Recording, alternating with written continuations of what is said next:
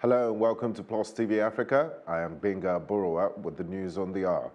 According to security sources, Boko Haram jihadists on Friday raided a camp for internally displaced persons and in the process killed 4 people.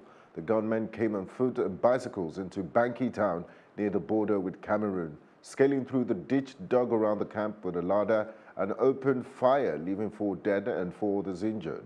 A military source disclosed to AFP that the shots drew the attention of soldiers and the policemen outside the camp who engaged the militants in an hour-long battle. 2 of the terrorists were killed while the others fled. He added that the militants had come into the camp to steal food supplies. 2 soldiers were also injured as their patrol vehicle hit a landmine planted by the fleeing militants in Freetown village, 9 kilometers away. The camp in Banki town has housed over 45,000 IDPs since it was opened in March 2015.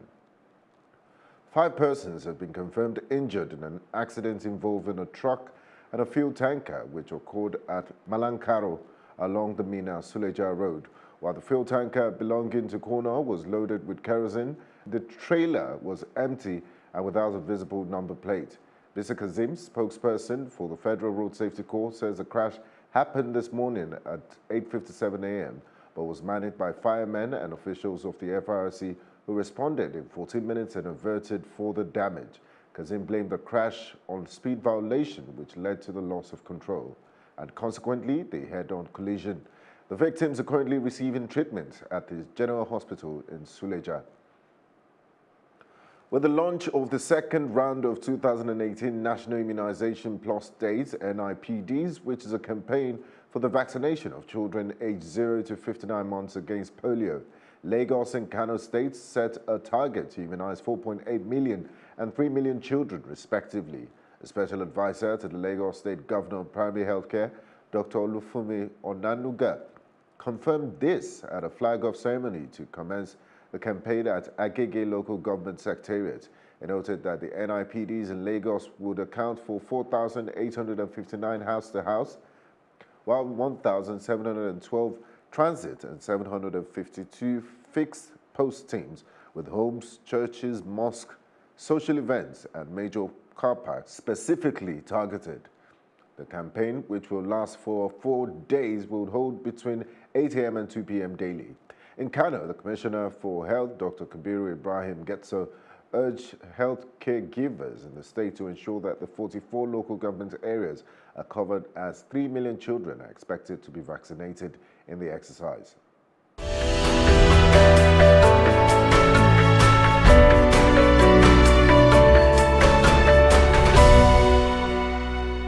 On the foreign scene, some Nigerian students at Cambridge University in England staged a demonstration on Saturday against what they termed government's indecisiveness in tackling security challenges in Nigeria. The students, bearing placards with various inscriptions, demanded actions to put an end to the killings and justice to be served for the victims of the attacks. This protest is in response to recent attacks in some villages in Plateau State, with over 100 persons dead. According to reports by global rights group Amnesty International, over 1,813 persons have been killed across 17 states of the country in 2018, more than double the figure of 894 people killed in all of 2017. Up next is business.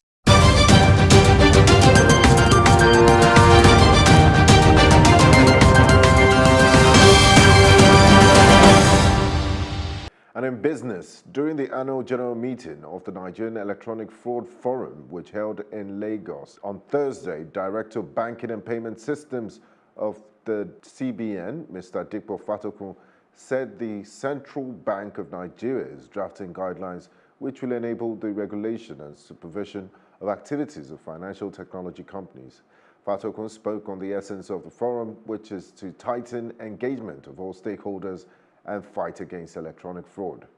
According to him, trust in the payment system as well as stability are important to the management of the CBN. Mr. Adebayo Adelabu, CBN Deputy Governor Operations, who was represented by the Director of Other Financial Institutions Department, OFID, during the forum also said collaboration is much better in the financial industry, as industry players have realized the essence of working together to tackle the menace of e-fraud. He said the role of the firm has contributed to year-on-year deduction in actual losses from e-fraud, as reported by the Nigerian Interbank Settlement System. Up next is entertainment. And in entertainment, Manhattan Supreme Court Justice Gerald Lebovitz said pop superstar Madonna is merely harassing fellow occupants of her Upper West Side side co-op. This comes after Madonna lost a legal attempt challenging a regulation that mandated her to be physically present in her $7.3 million home when any of her household or workforce are there. This has led the Frozen singer to continue to source for official records from the board, like voting information and annual meeting notes, to probe how her tenancy agreement was changed and how her household may use the property without breaking the contract. Last September, Lebovitz said she put off suing off for too long and as such dismissed the claim challenging the new lease. Now he's also dismissing her request for co-op records on the grounds that the matter is irrelevant. Madonna's lawyers and the co-op board are yet to respond.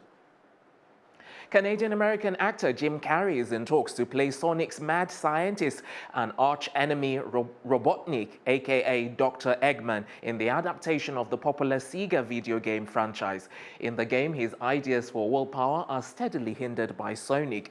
He uses his robotic creations to fight Sonic and his friends, and the studio backed the film rights to the classic game in 2017 and has appointed Jeff Fowler to direct and Patrick Casey, with Josh Miller of Transylvania and 12 Deadly Days are to write the script.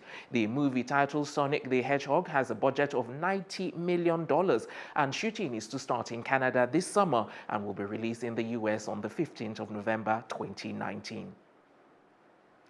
Gwyneth Paltrow has co-designed a 5-piece collection with Lily Pulitzer for Gwyneth Paltrow's lifestyle company Goop. Paltrow, who is no stranger to teaming up with big-name brands, having worked with the likes of Stella McCartney and Nicole Richie's House of Harlow and many others in the past. Now, with the American brand, Lily Pulitzer is getting the Goop treatment. I felt so inspired looking through Slim Aaron's photos of these glamorous, elegant women dressed in Lily Pulitzer, the actress said. The opportunity to reinvent the aesthetic has been a lot of fun. While designing the collection, Gwyneth shared her memories of wearing Lily Pulitzers during her summer visits to the Hamptons. Prices for the collection will range from $88 to $398. Singer, songwriter, actress, and businesswoman Rihanna is set to add bedroom spice accessories to her Savage X Fenty lingerie line. The singer took to Instagram to share a hint of the Savage accessories collection, which comes in black and lilac and features handcuffs, restraints, a whip, and a riding crop, eye mask, and garters. Rihanna, who launched the Savage Fenty line in May, is preparing to launch the Fenty Beauty Moroccan Spice collection, which will include eyeshadow, primer, eye brushes, and liquid eyeliner. It will officially be in stores on the 6th of July. The singer has won 9 Grammy Awards, 12 Billboard Awards, and 8 People's Choice Awards, and many more. And that's it on entertainment. The very best in sports right after this. In sports, FIFA has fined World Cup host Russia $10,000 after its fans displayed a discriminatory banner during the country's 3-0 World Cup loss to Uruguay. Russia plays Spain in the last 16. Later today, the country reached the World Cup knockout stage for the first time in post-Soviet history. FIFA also fined Serbia 20,000 Swiss francs for political and offensive banner during the 2-0 loss to Brazil at Moscow's Spartak Stadium. Serbia, which is out of the tournament, was fined for the display of a similar banner earlier in the tournament. Javier Mascherano has announced his international retirement following Argentina's World Cup exit. A 34-year-old midfielder revealed this after his side's 4-3 loss to France in the second-round tie. Speaking shortly after the match, he said it's time to say goodbye and for the younger players to step in. Mascherano, who has played at 4 World Cups, made his Argentina debut in 2003 and made a record 147 appearances for his country. That's it on sports news, and that's the news at this hour. I'm Benga Borowa. Do have a great day.